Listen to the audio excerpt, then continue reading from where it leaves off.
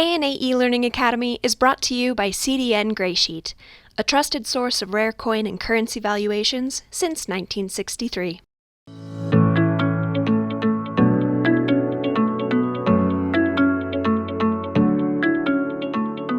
Hello everyone, thank you for joining us today for the ANA eLearning Academy. The ANA would like to thank our partner Graysheet for their support of the eLearning Academy. Today we have Vice President Joe Boling, who will be presenting on paper money made to deceive collectors. If you have any questions during this presentation, please put them in the chat box or the Q&A, and I will read them to Mr. Boling at the end. And without further ado, here is Joe. Okay, well, good afternoon, everybody, or good evening, depending on where you are. It's already 5:30 p.m. over here on the East Coast. As Logan said, here's our title slide, so let me move past the title slide and get to our first piece of meat here. If I can make that, okay. All right. This looks like a $10 gold certificate. It's actually a propaganda leaflet that the Nazis prepared to drop on the Yugoslav partisans during World War II. It's modeled on, of course, U.S. money because that makes it attractive for somebody to pick up off the ground and take a look at. On the back, there are two different varieties of this. Down here at the second to the last line, you can see that this one is spaced out with big gaps between the words, and this one is closed up with normal gaps between the words. Both of those varieties exist. Were prepared in real life. I don't know why they had two versions of it, but they did. It's a reasonably desirable piece because of the propaganda connection and the U.S. notes connection. Here's what the face looks like on the genuine piece. You got a position letter A up here in the upper left, and a clean background behind the shield in the seal. Now at the fun show, the fun auction, the Heritage Auction for Fun several years ago, this piece showed up. And there's no check letter here, there's no A, and it's got these little star flowers in the background behind the shield. I looked at that on the screen and said, well, that's a piece that I've never seen before. I better try to buy that. And I did. I won it. And I got it and took it out of the envelope. And the first thing I saw was it was the wrong size. The genuine piece is the same size as my computer. There we go. All right, there's the original above, and here's the piece that I had just purchased from the Heritage Auction. My computer is misbehaving here. What we have here is the Germans, when they prepared their note, used the pre-1928 series size for the dimensions. They made it the same size as the large size notes that preceded the change to small size currency. Now, why they did that, I don't know, maybe just to make it a little more visible. But the person who created this one made it the same size as regular small size currency. So I started examining it carefully. If you go to the back upper right corner, this is what a genuine, well-worn gold certificate looks like. This is the way the lathe work shows up in a close-up photograph. And you notice we've got a sharp corner up here in the upper right. On the original certificate, you don't have lathe work, you have all these dots, because when you prepare an image for printing by lithography from an existing artwork, you end up with dots like this to give you shading capability. And notice there's this little point sticking up here on the corner. On the copy that I had purchased, the weird one, this looked completely different from the German version. There is no point sticking up here at the corner, and the note has been wet and the ink has run here on the corner. Well, that told me right away that this was an inkjet product. You can see little speckles. You may be able to see yellow dots and blue dots. There's the occasional red dot. Those are things that got out into empty space that weren't supposed to be there. Copying machines don't like empty space, and they'll fill it up with something which is invisible to the naked eye, but which is visible when you magnify it to 20 power. And we're probably going a little bit more than 20 power depending on how big your screen is. But this business over here, inkjet ink, is not water fast. All the colors will run. Sometimes the black will also run. The black, I have found, sometimes does not run. But anytime you see this kind of evidence, and of course all these little speckles, you know that you're not looking at something original, you're looking at something digital. So I sent the piece, actually I emailed my point of contact at Heritage first and told him what I had, and he said, well, all right, send it back. I sent it back and got my money refunded, but I told him, you know, I collect this stuff and I teach with it, so I would like to buy this piece. So he arranged for me to buy it by private treaty from the consignor for a lot less money than I had paid when I was bidding against other people who all thought it was genuine. This one is another version made for collectors. It's just a plain outright desktop or color Xerox machine copy of the original. And on the back of that one, you see a lot more speckles, and they go all the way out into the margin where they don't belong. It does have a little point up here, because he was copying a genuine note when he copied this, and he made it in the right size. This came off eBay, and it was quite a long time ago. And the response I got from eBay was, "Oh, you bought something from Serbia? Well, silly you." And they were no help whatsoever, and neither was the seller, so I ended up eating it. There were 3 in the lot, and I ended up having to pay for all 3 of them. This is back in the days when you could buy one or multiples in a multiple piece lot. I don't think eBay has that capability anymore. Alright, new note. This is the Fezzan revalidation of French West Africa notes for use by the Free French forces moving north from French West Africa into southern Libya to fight the Italians during World War II. And the area of the desert that they were going through is called the Fezzan. The RF stands for République Française. So this was, as I said, a Free French note. This is a rubber stamp, and you can see that the rubber stamp is starting to fall apart. We've got a break up here in this corner, and all kinds of irregularities around the edges as the stamp, stamps more and more of these notes. They stamped 8 alphabets, and 1 alphabet is worth 25,000 notes. So they stamped 200,000 notes. And there were more than 1 stamp in use, with more than 1 font in use.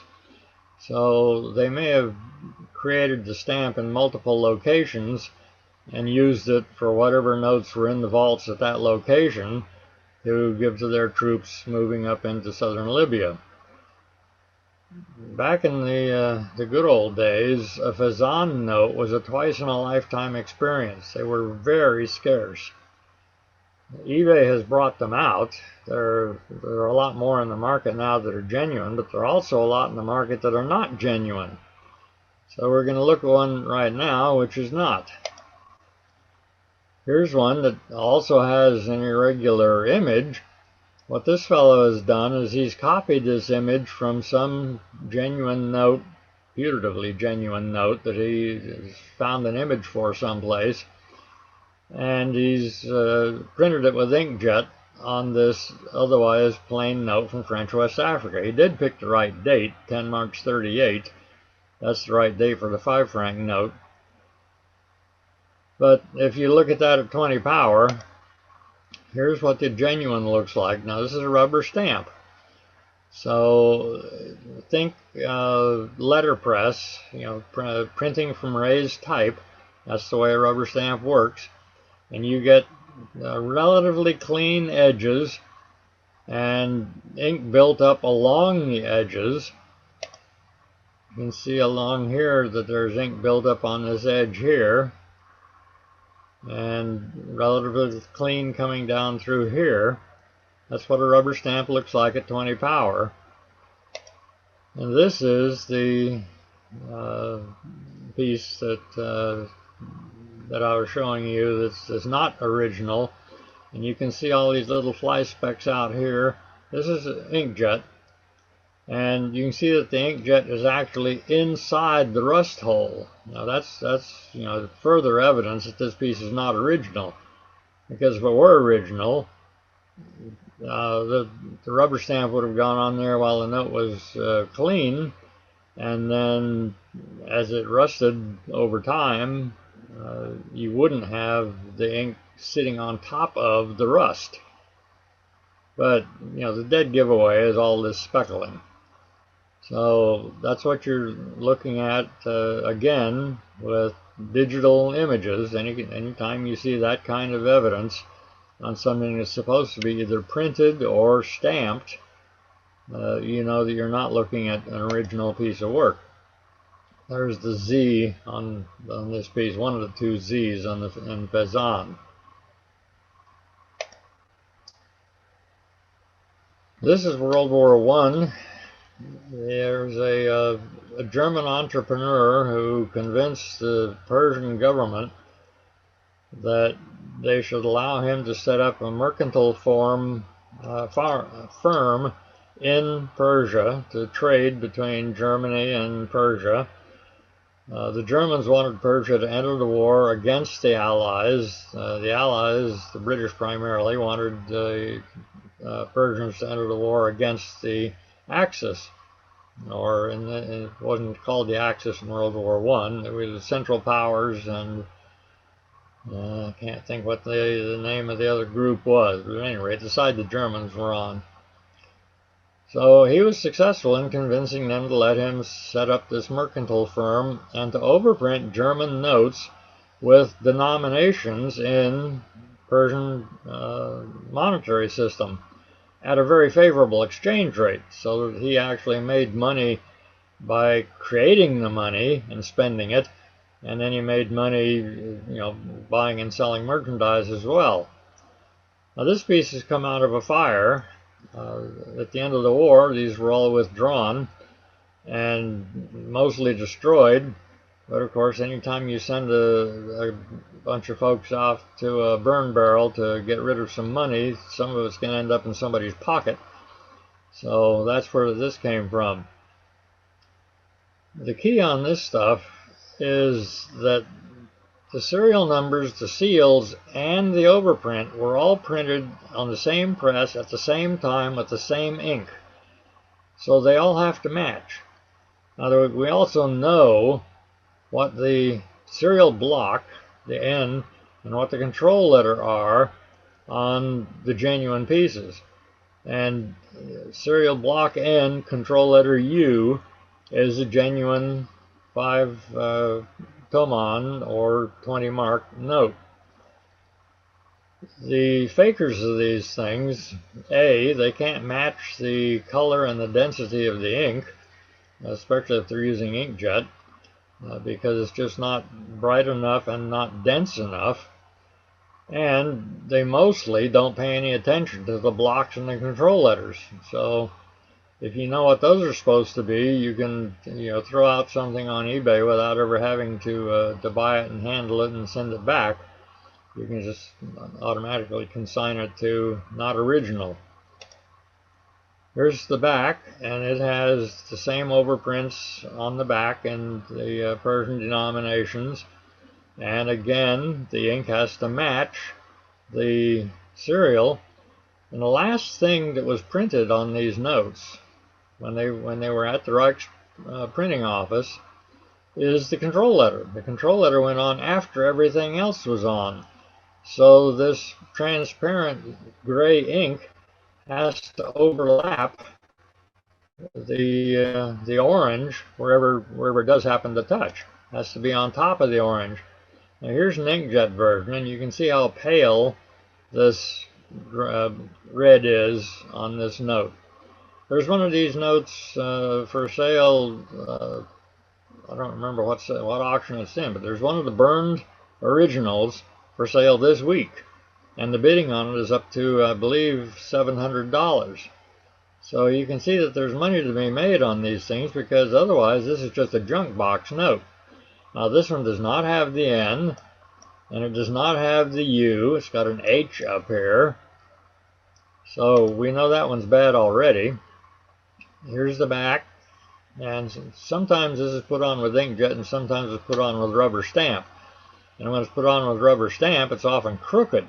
So if you see one that doesn't seem to be quite upright, that's another place where your suspicion should go way up, even if the blocks and the control letter match.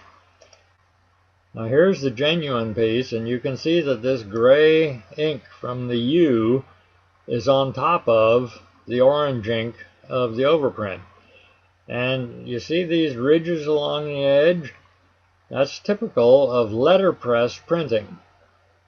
Now, a rubber stamp would create the same potential effect. You saw a little bit of that on the rubber stamp on the Fezzan note, but when you're working with pasty ink and a letterpress press with good pressure on it, you're liable almost always to some place on the printing find these ridges along the edge. If the printer's really good and he just barely touches the paper with the type, then you won't get much of that.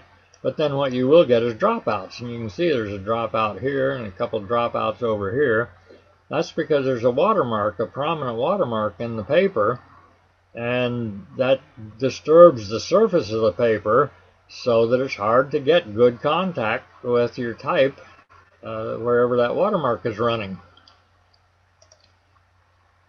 Now here's that H, and it looks as if it is on top of the inkjet orange ink, but in fact it's not. What happened is the inkjet ink would not stick to the H, that shiny H. You can see a little bit of the shininess down here where the crossbar of the H is. And the ink ran off the side of that H. So it can be deceptive. You have to look at these things really carefully. But again, you can see that there's no edges, there's no sharp edges with raised ink on the surface of this overprint. And you do have these really weird looking gaps, and that's because the inkjet ink did not adhere to the ink that was already on the paper. There's we skipped one here. All right, there's the genuine overprint, and again it has the ridges along the edges. And then there's a fake overprint.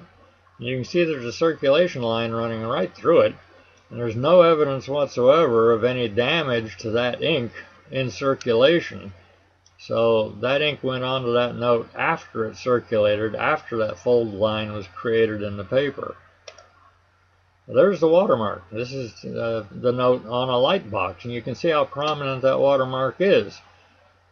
So what happens with the really fluid inkjet ink is that where it's printed on the paper, it can soak through the paper, and we've got little hints of pink coming through here from the other side where the watermark exists, which made the paper thinner, and you're getting these little spots of pink showing through on the other side of the note. This is all evidence that you can use to condemn a note even without high magnification.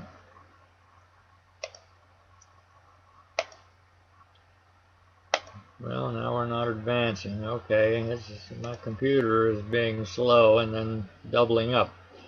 Alright, here's an overprint that was put on an Albanian note late in World War II when the government changed after, one set of forces was defeated and another set of forces took over. And they put this revalidation label on the currency to say, okay, this is money that we'll support. If you don't have that on your money, it's worthless. This is letterpress. It's not a rubber stamp. It's printed on a press. It's printed rather crudely. There's the evidence of the letterpress printing, and you can see all these rough edges here. But you got the edges on the straight edges. Straight edges and corners are both good places to look for that evidence on letterpress. And there's the inkjet version. You can see that again we've got speckles, and the black and the blue are not mixing completely, and the black is sort of staying separate from the blue to make that gray. Here's a different note with the same overprint on it.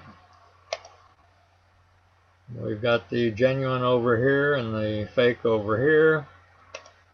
There's the genuine. You can see again along the edges you've got ink being pushed out, and there's what the fake looks like. Very very different.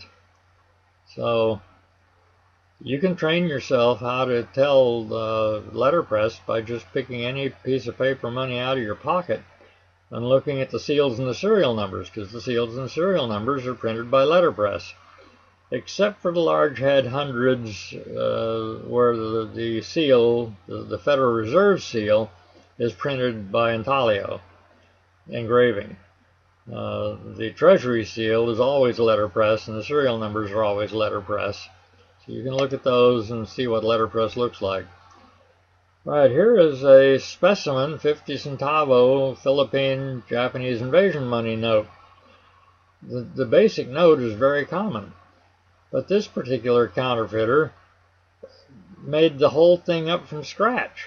He took this design from a genuine note and made a die or a lithographic plate to print from it. He didn't match the font on the PI. He didn't well match the font on the specimen marking, which say Mihon. The whole thing is counterfeit from start to finish. There's no genuine watermark in the paper. He printed the watermark on the paper with a pale ink that makes it look like the watermark is there when you hold it up to a light. There's a close-up of the left end of the fake note. There's a genuine one. You can see that this font is somewhat different. The color is quite different. The font is different. And there is a watermark in the paper. And we have perforation holes here. Cancel. There's the specimen marking on the back. As I recall, the faker did not put a specimen marking on his fake. There's the watermark. It's a four-lobed floral device. We call that a quatrefoil, a four-lobed flower. And this is sitting on a light box, so you can see the watermark. Here's the back of a non-specimen, but this, you can see that it has a screen of dots here in the center, in the back, like the dots that we saw on the fake German propaganda note. Why the Japanese, put that screen in there is beyond me, but what happens when you replicate a screen like that with a second screening process is that you get a moire pattern. you can see that it's not a regular screen here any longer. It's all light and dark and speckled, and has a pattern created by the overlapping of the dots that were on the paper on the original and the dots that are being added to the paper by the copying process. Now there's the fake watermark, printed in a pale yellow-brown. It may have been less conspicuous when the note was created. We don't know how old this fake specimen is, but using this kind of ink to create a fake watermark, over time that ink tends to turn yellow or tan and become more visible to the naked eye. It's a sort of a greasy ink, so it makes the paper look translucent when you hold it up to the light, which makes it good for replicating the watermark. There's a close-up of that funny colored fake watermark. Here's a close-up of the moire pattern. More conspicuous now because it's not pixelating as much. It was pixelating a little bit when I was in here at 20 power. And you can see the screen being introduced to what should be solid elements here. All these fancy scroll work all interacting to create these lozenges.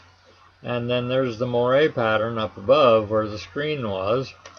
And here's what that same looks like at 20 power on a genuine note. So 20 power magnification is your best defense against digital copying and even non-digital copying. People that are second generation copying with lithography. Your second best friend is ultraviolet illumination, and we'll see a little bit of that in a couple of minutes. There's the specimen marking on the fake, and it is lithographed. You don't see any ink buildup on the edges of this specimen mark overprint. And there's the specimen overprint on a genuine piece, and you do see ink buildup along the edges where it was overprinted on the genuine note. There's the fake font. There's the genuine font. And it's letterpress, but instead of the ink buildup on the edges here, we're getting more dropouts. You have to look at this really carefully to find a spot where there's some ink being pushed out to the edges because it was just touching the paper. Alright, the bottom one here is stage money, movie money.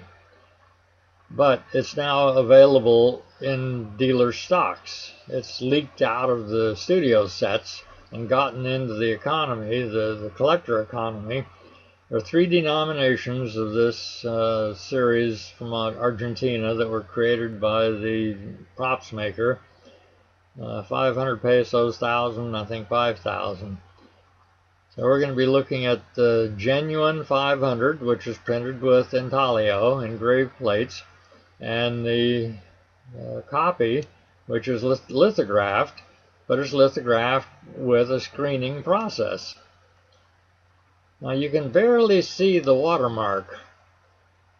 The watermark is so prominent. This is not on a light box. This is with light, infinite light, from above. And you can still make out the watermark just barely, where it has made the paper thicker, and so it looks a little bit more white where the watermark is thick, which turns out to be dark when you hold it up to the light. And the places that are, where there's less fiber in the paper, show a little bit lighter. And that copied. So when they took the photograph of this note to make their copy, that image, that faint image of the watermark, was actually visible over here on this side. But here's what it looks like at magnification.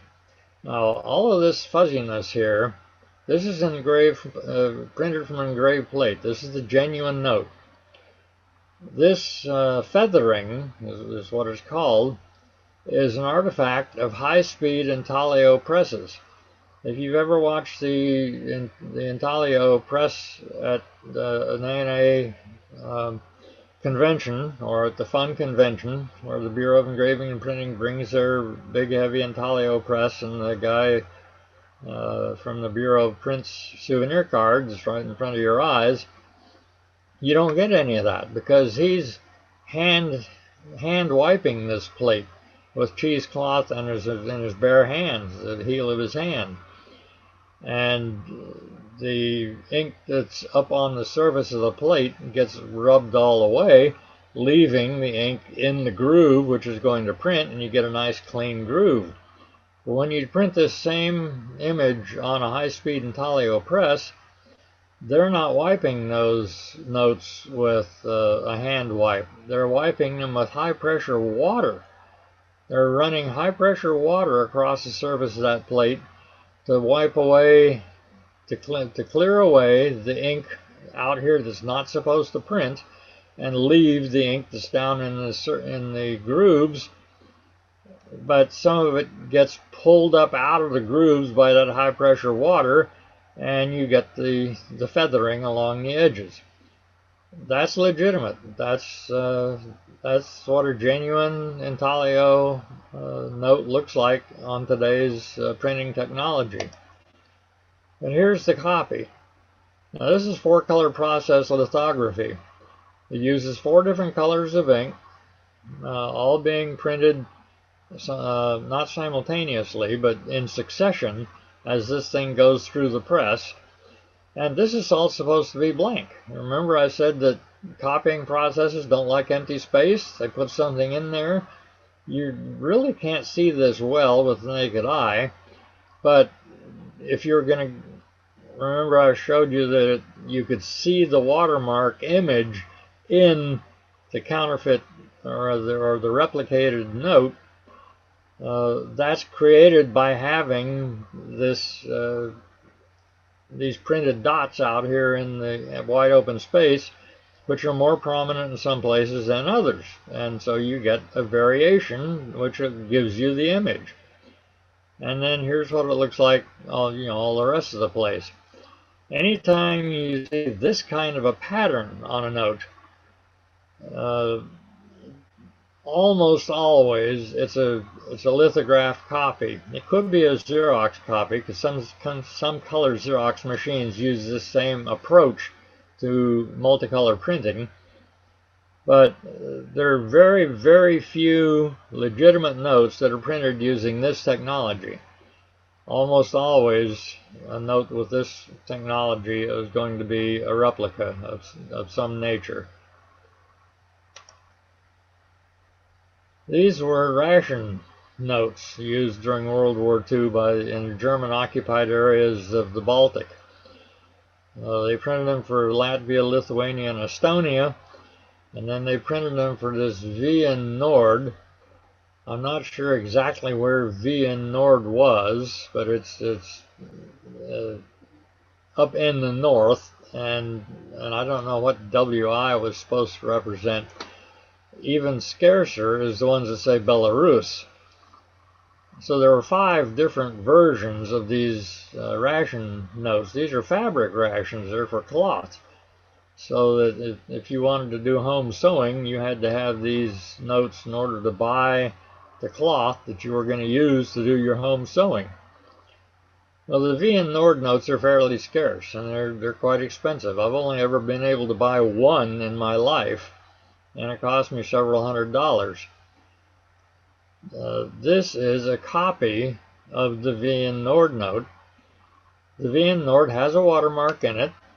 There is a genuine piece, and you can see it says OST, OST in white letters. Ost is German for east, and these notes were used in the German-occupied areas of Eastern Europe. So you're looking for that kind of watermark in the genuine note. However, this is the fake note, and how did they do that? They're printing with a greasy ink that makes the paper translucent so it looks like there's a watermark in it. But that particular ink, if you illuminate it from the top at an angle, you can see that ink sitting on the surface of the paper, OST, OST. That watermark should not be visible on a genuine note because it's in the paper. It's part of the paper. But in this case, they're taking plain paper and they're printing the watermark on top of the image on the paper so that when you hold it up to a light, it looks like it's in the paper. But if you hold it to light at a different angle, not with light coming behind it, but with light coming from an angle across the front, you can actually see it sitting on the surface of the paper. They haven't yet begun to use this in the other notes from the more common countries, so Latvia, Lithuania, Estonia. This fake watermark has only so far appeared in the VN Nord notes. But almost every VN Nord note that you will encounter will be one of these fakes. Here's specimen notes of Japanese invasion money for Burma, the 5 rupee and the 10 rupee.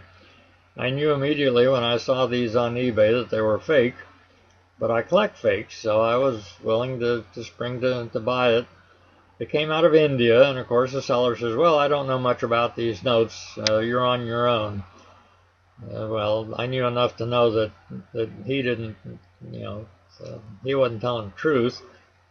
I mean, maybe in fact he didn't know much about them, but he should have known much about them because he's selling them. So I got them and I looked at them at 20 power, and guess what? One of them is inkjet, and you can see all the liquid ink running out in the cheap paper that Japanese were using for these notes. And the other one was laser. I was astounded to see that he had 2 notes with the same specimen markings printed on 2 different digital printers. Now the laser piece has all these little speckles out on the edge, the same as you saw on the inkjet pieces from Fezzan. Again, it's digital. This ink is not going to run. You can see that this ink is actually reflecting some light back. What is a laser image? It's plastic laid down on paper.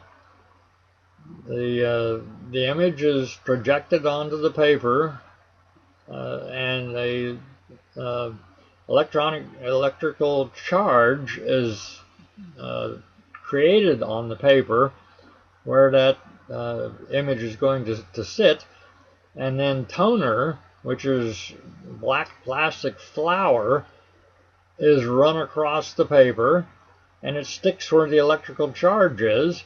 Then it's run through an oven, a fusing station, and it melts the toner and creates this plastic sitting up on the surface of the paper. So it actually can look like intaglio.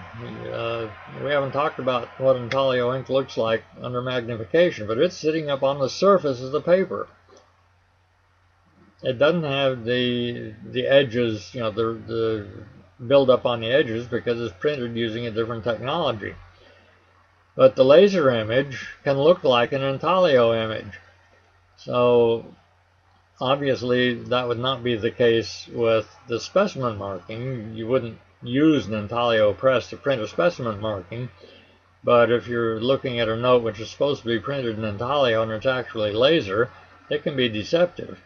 So be aware that this is what some laser images look like. Now, not all laser images look exactly like this, but that's in this particular case, that's what it is. And here we are back again at the inkjet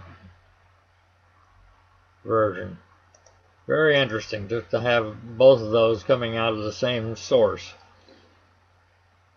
Alright, here's an overprint after World War II, after the British had re-entered Burma and liberated Burma. Military administration of Burma, legal tender in Burma only. But this is an Indian note, an Indian treasury note, which had been converted to use in Burma by this overprint. After this overprint, there was a second overprint called Burma Currency Board, which is a civilian government which was administering Burma until they could get currency printed for Burma into circulation. Well, the one down below here was on eBay, and I knew immediately that it was bad because this A was green. You can see that the serial number up here is green, but the A is in the main plate. The A is part of the plate, and it has to be the same color ink as the frame of the note. And down here, it has been added to a note that did not have the A on it originally, and it doesn't have the green serial number either. Now, what I didn't pick up on until I got the note in hand, because I couldn't, the eBay image wasn't clear enough to see, was that this is a different font, and it doesn't have the shadowing that the original font has. You can see the original font, these letters all have a shadow image on the bottom and the right side. And the letters are a little bit wider than on the copy, so the word administration is longer than the word rupee. But down here, the word administration is shorter than the word rupee. So there's your instant recognition on eBay. It's easy to see that this word is longer than or shorter than this word here. It might not be so easy to see this color, depending on the quality of the image they're providing you, but you certainly should be able to see this. So if you're looking for one of these Burma notes, don't buy one unless you want a fake, where the word administration does not extend beyond the ends of the word rupee.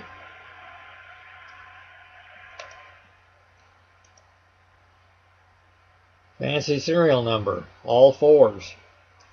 That's the Arabic font for the numeral 4. And here's the font for a regular serial number. Now this is letterpress down here. Serial numbers have to be in letterpress because that's the only way you can get a running number. That you can get a number that changes on every note or every sheet. When you have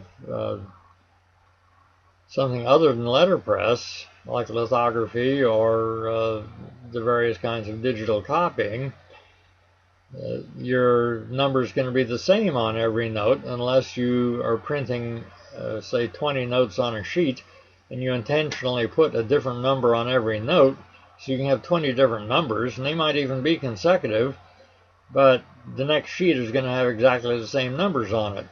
The only way you can get the running numbers is with a serial numbering machine that has rotating wheels that print the numerals.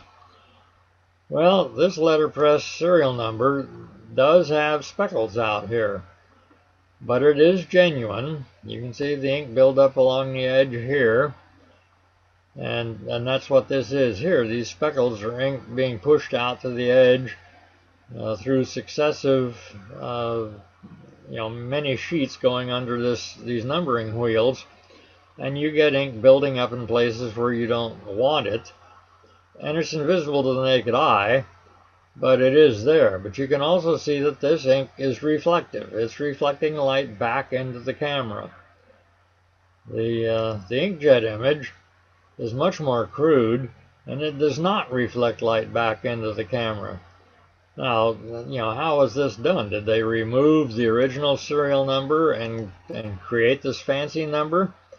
No, what happened is somebody stole a bunch of unfinished notes, took them out of the print plant, and they put the numbers on outside the print plant. So this doesn't have any damage to the paper, showing that a serial number was removed. You can see that the paper looks perfectly normal. It's not perfectly smooth. Paper very rarely is, under high magnification, perfectly smooth. And this paper is no different. Here's a fantasy. When the when the Japanese occupied Nanking, which is where the nationalist government was during World War II at the beginning of the war, the nationalist government had to withdraw inland several hundred miles to Chongqing and set up there. The Japanese were seizing all of the notes that they could find from the four major banks that were providing currency for China. There were scores of banks providing currency, but only four were recognized in international trade. The Bank of China, the Central Bank of China, the Farmers Bank of China, and the Bank of Communications. Those notes were all known as FAPI, F-A-P-I, and those had value in international commerce. And the Japanese wanted those because they wanted to be able to buy war material in international commerce. So the Chinese said, all right, we're not going to honor any notes that don't say Chongqing. You know, we've come over here to Chongqing and we're going to put an overprint on the note that says where we are. And if a note comes in without the overprint, we're not going to redeem it. So that was their way to fight the Japanese economic battle. The issue with this note is that the 10 yuan note, which is what this one is, was of so little value by the time this happened that it wasn't worth taking the time and effort to put the overprint on it. Furthermore, if they had put the overprint on it, it would also say Chongqing in Roman letters, you know, Western style lettering, right across the center here, Chungking, and that was left off of this fantasy. So when you're looking for one of these notes that says Chongqing, the first ones were in black on finished notes. They overprinted finished notes in black, and then they got the American Banknote Company to put the Chongqing characters and Roman letters in, I should say Latin letters, into the plate, so that the overprint is the same color as the main color of the note. This note with the added Chongqing is probably 10-15 years on the market. But if you find one of those, pay it no heed, it's a fantasy. These are wartime period notes. This is from right after the war, 1946. Of customs gold units. Customs gold units were a different form of currency, not the silver-based currency that the Chinese banks were basing their notes on. It was a special form of currency used for international commerce. And this is from the Central Bank of China. The genuine note on the left here was printed by American Banknote Company, and it's from engraved plate. Now these are ones that are being made for tourists today. So you go to China on a cruise, and you want to bring back some, you know, souvenir of China other than the currently circulating notes. You walk up to your sidewalk vendor, and then he reaches into a pack of notes with a strap around it that looks like it's original, and he pulls out a couple of these things and sells it to you for a few yuan. And what you've just bought is a modern replica of the original note. Now there's some differences here that you can probably observe. They all have running numbers. They don't have fixed numbers. The numbers are going up in sequence.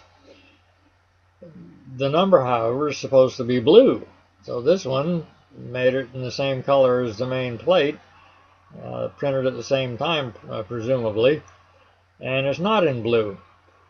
The Shanghai is supposed to be in the main plate, in orange. And this guy got it right, but this one put the Shanghai on at the same time he put the serial number on. It's in black. There are planchettes in this paper. These are little paper discs that are buried in the paper when the paper is made, which are a security feature. This one made no effort to copy the planchettes. This one did copy the planchettes, but they're smaller than usual, and they're in fixed locations. If you know, when you're buying a couple of these from your sidewalk vendor, and he's got two consecutive numbers, 606 and 607, but the planchettes are in exactly the same place on both notes, you know that's not original, because these planchettes are randomly distributed through the paper. Here's the back of the pieces. The date is supposed to be 1947. That one got it right. This one got it wrong. The first customs gold units were in 1930, but there was no 2000 denomination in 1930. I think the highest was 500. They didn't get the 2000s till the inflation after the war, which is 1947. This is what they look like under ultraviolet. The genuine note, the paper doesn't react at all. The counterfeit note, the paper is mildly reactive, the first version. The second version, the paper is brilliant. It's got all these modern brighteners that they put into bond paper to make it look whiter than it actually is. And those brighteners under ultraviolet are very reactive. And so you get this thing that almost blows you out of the room when you turn on the UV lamp. Now there's the planchette that we saw at the top of the first note. This is engraved plate. You can see the ink standing up on the surface of the paper here. I'm illuminating this from the side. The light is coming from the upper left corner here. And you can see that these are all little mounds of ink on the surface of the paper, showing light on one side and dark on the other side. That's a shadow over there. You can actually, if you set your light right, you can create shadows in the intaglio printing across the note. And looky here, this planchette, which is barely visible inside the paper, has silk threads in the planchette. That's not usual, but that's another version of the planchette that American Banknote Company used. It was planchettes with silk threads in them. Those are used in some of the post-war notes in Germany as well. The Special Army currency has those. Oftentimes, ABN had yellow planchettes, which are practically invisible to the naked eye, but are UV reactive. So you can take an intaglio note from the 1914 Bank of Communications series and throw it under ultraviolet and pop up these little yellow dots in various places from the yellow planchettes. Now the next note over is letterpress. And you can see that it's got the ink along the edges here. And the third note is lithographed, and it's got the planchettes printed on, and it's got these, see all these yellow dots out here in the margin? That margin is supposed to be clean. There's not supposed to be anything out there. But the lithographic plate that was used to create this note put ink out there where there wasn't supposed to be any ink. As part of the plate making process, it put little dots out there. Anytime you see this kind of a pattern in a margin, which is supposed to be unprinted, you're not looking at an original note. These are the straps that are being used by the modern fakers. And they put portraits on the straps that match the portraits on the notes. There's Sun Yat-sen and here's Chiang Kai-shek. There's an original American Banknote Company strap. That's what the straps are supposed to look like, but that's not the way they're printing them for use for tourists. Alright, Chairman Mao is a very popular subject. Notes with Mao on them are, sell like hotcakes. So here we have an original note, which is not intaglio. The Communist Chinese in their field printing plants did not have an intaglio capability. It's lithographed. Here we have a modern copy of that note. Now the fact that it has a short serial number is not condemning, because they didn't use leading zeros on these serials. So you do have genuine notes that have short serials like that instead of the full 6-digit serial. And here's another version of a copy from modern period. Now we're going to be looking at this leaf here and this area down here on the two good and bad notes. To the naked eye, they look pretty much identical. The color's a little off, but the quality of the print doesn't look all that different. But as you blow it up, You see that you've got smooth lines here and well-defined characters here. And down here you've got jagged lines, ragged lines, and less well-defined characters. That's an artifact of the screening process. And up there in that leaf that I pointed out a second ago, there's the genuine lithograph piece, and there's the copy with all the screening dots stuck in it. Same as you saw on that fake specimen of the Japanese, of the 50 centavo gem note. Here we have a note which was printed after World War I for Czechoslovakia by a Hungarian who was irritated at the fact that Hungary was struggling after the war and Czechoslovakia's economy was booming. This is the high denomination in the series, 500 korun. He counterfeited these notes. When the counterfeits were discovered, the whole series was withdrawn, which makes the genuine notes now very scarce. I don't own a genuine note. Ruth Hill had a genuine note, and when her collection was auctioned in Long Beach several years ago, her genuine 500 korun note brought $17,500. That's a little bit out of my budget. So what I do have is the counterfeit that was created by the fellow in Hungary, and a second counterfeit that was created for collectors today because the counterfeit itself is worth several $100s.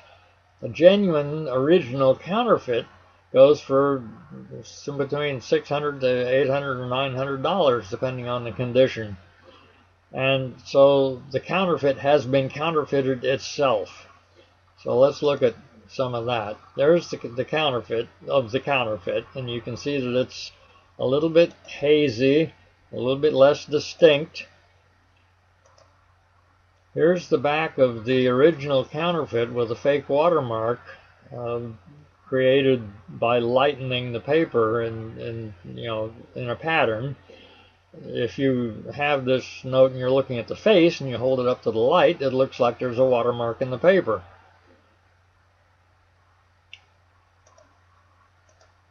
There's the replica of the counterfeit, and it does not have the fake watermark in it. And in fact, down here in full print, it actually says facsimile in German, F-A-K-S-I-M-I-L-E. So if you find one that says facsimile like that, you're looking at one you want to avoid. There's the letterpress printing on the first counterfeit, and you can see that there is ink along the edges of all of these images, these portions of the lettering. What's missing right here is the hot check diacritical mark, a little V on top of this C, which the Hungarian forgot to put on. And there's the fake of the counterfeit, which is for color process lithography. Now the first one of these I bought came out of a Linnite auction, and I put it under glass and looked at it and saw that it was this technology, and I immediately contacted the company and said, this technology was not commercially available when this note was made, when this note was supposed to have been made. So I sent the note back and got my money back. 2 years later at Memphis, the note shows up again in a dealer's stock, a similar piece, and I tell him the story, and he says, yeah, I was a consignor who had to take the note back because you didn't buy it.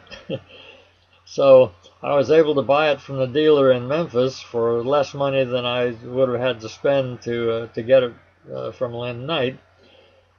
The genuine counterfeit, the original counterfeit that I bought, came from a show in London, and it did cost me several $100s.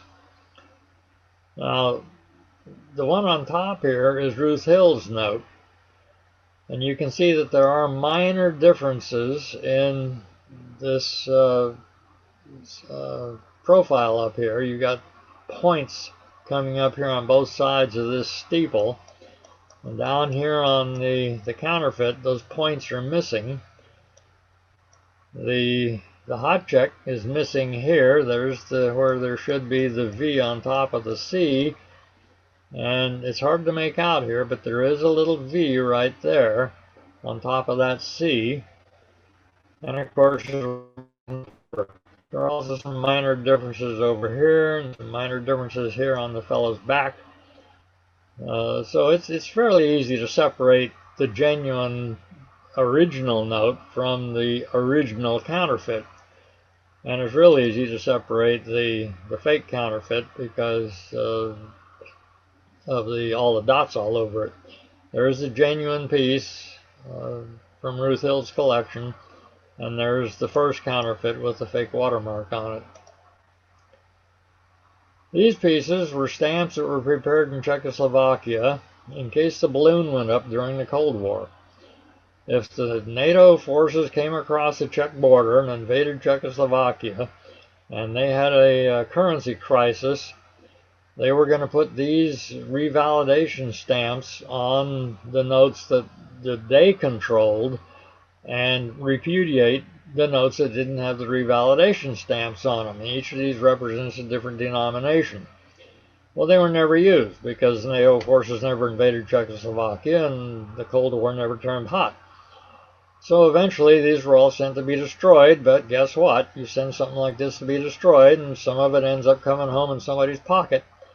And dealers now are putting them on notes, genuine Czech notes, and selling them as emergency money to be used in the event of a war in Europe. Well, since they were never used and they're all remainders, if you get offered a Czech note with one of these stamps on it, just politely turn it away. Here we have the Japanese occupation currency for China during the war. The one on top is the genuine one.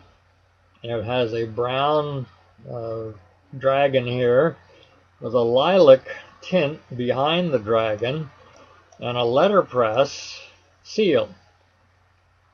This copy, made in Hong Kong back in the 1980s, is all brown, the dragon and the stripes behind, and you can see that they're sort of irregular, and a lithographed seal. The whole note's lithographed. There's the genuine seal, and again, letterpress. You see the ink along the edges here, and there's the lilac tint, and then here's the brown from the dragon. And here's it's two different shades of brown. We've got light brown and dark brown on the copy, and a lithographed seal here with no ink along the edges. Almost all of these that you find in the market today are the copies. It's the 11 character version. This comes with both 11 characters and 7 characters. The 11 character was for military use only. The 7 character was for general use, including civilians. And this is the scarcer of the two. In this condition, this note's worth $25 or something on that range. But if it looks like this, has brown on brown instead of brown on lilac, you don't want it. It's one of the Hong Kong replicas. This note was also late in the war, 100 yen note. And it's been copied several different times. This particular one, well, you get it in black and violet, and you also get it in orange. The orange one we'll look at in a minute. On the black and violet one, if you look at the chrysanthemum up here, the genuine note is all lithographed. There's no intaglio, and the only letterpress is the block number. When you get down here, you get all this screening, all these dots. So if you're looking at one of these things and you can see these dots in the chrysanthemum, that's a replica. Same thing goes on with this orange one. The orange version was printed in Hong Kong late in the war. Did come from a Japanese source. They were cut off from Japan by the Allied blockade, naval blockade, and so they were printing these locally in Hong Kong using different colored inks. And again, the replica has the screening dots. You can see all the dots in the petals of the chrysanthemum versus this one here. Now this has also been replicated a second time. The second replica, you got the shading lines are on the right hand side of the petals. The replica, which is not screened, doesn't have dots, the shading lines are on the left hand side of the petals. Now how they managed to do that, I don't know. But fortunately for us, they did, so you can separate these out as replicas of the original piece. The original piece is cheap as dirt. I don't know why anybody's making replicas of them. But I guess if you can make, a few cents on each piece, sell enough of them and you've made a few bucks. Now there's the original, and there's the first replica, and there's the second replica with the shading lines on the other side. This is another of this is the 7-character version of the 100 yen note, and the genuine has this green tint in the background. Let's see what I've got here. Okay. This olive green tint, and it runs under the bird, under the phoenix. You can see it's across the breast and even some of it up here on the face and under the feathers here. The replica, it does run under the bird here, but not over here. You can see that it's not quite aligned there, and nothing on the face, and the quality of the bird is much reduced. You can see that that's very dark and unicolored, and not original at all. And here's one that was misprinted, where the tint is completely out of register, and shows you how it should have been if it had been printed properly as a replica, not as a genuine piece. All right, we've exhausted our time. This was only advertised as a 1-hour pitch, and I've got more notes than it takes to do in an hour, so I'll give everybody a break, and we can take up the rest of these sometime in the future. Yeah, I'll email you tomorrow and set you up for sometime in November or December, okay? Okay. Perfect. Thank you so much, Joe. If anyone has any questions, we'll give you a couple minutes to put those into the chat or the Q&A, and it looks like one came in already. Thanks, Joe. Excellent information and images. Can you please recommend a text that will educate on the various printing processes used for paper money and features/attributes associated with each? And can you recommend a text or two on counterfeit world paper money? Two-parter. Yeah, well, I haven't written the book yet. We have photographed my entire collection to the extent that it has been accessioned. I've got several cartons full of notes here in the house that have not been put into the collection yet. They haven't been inventoried and aren't in the safe. But everything that is in the safe, 5 bankers boxes full, has been photographed and is eventually going to go up on the International Banknote Society website with the good and the bad notes, successive, one after the other, with the diagnostic features pointed out so that you can separate the good from the bad. The only text I know of that deals with printing technologies is the stamp collector's text, and I can't even remember the title of the book now. It's a very old book. If you can get hold of the magazine Paper Money, which is published by the Society of Paper Money Collectors, Fred Swan and I run a column in every issue called Uncoupled. We're known in the trade as the Paper Money Odd Couple because our personalities are so different. And every column that I write deals with counterfeits in various forms. And the first few columns, the first couple of years, all dealt with printing technologies. I don't know if any of that is available on the Newman Numismatic Portal. I don't know whether paper money has been released in its earlier versions. We've been writing that column now for 12 years.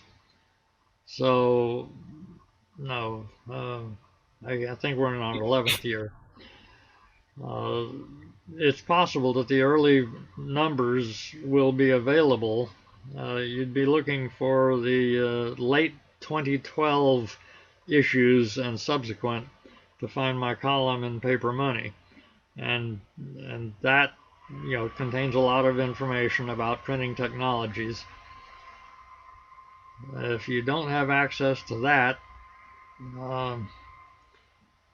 the Indiana State Numismatic Association show every year has a handout, a newsletter, and I've had a column running in that on printing technologies that's run, I think we're up to our 5th or 6th year now. I have to write this year's column sometime quickly here because the show is going to be in early December. If you email me, I can send you copies of those columns, and you'll get some information out of those. The email is joeboling, JOEBOLING @AOL.com. And I will put that in the chat so that you guys can copy and paste it. You said at AOL.com, correct? Correct. Yeah, that's old school. Perfect. All right. So it doesn't look like we have any other questions. Thanks again, Joe. I will reach out tomorrow to schedule a part 2, and we hope you all will join us for that as well. And thanks again to Graysheet for their support of this eLearning Academy and making it possible. Yeah, thanks, Joe. Could have made this one a 2-hour pitch like all my others have been. Next time, we know now. Well, you have a great night, Joe, okay? Okay, thank you.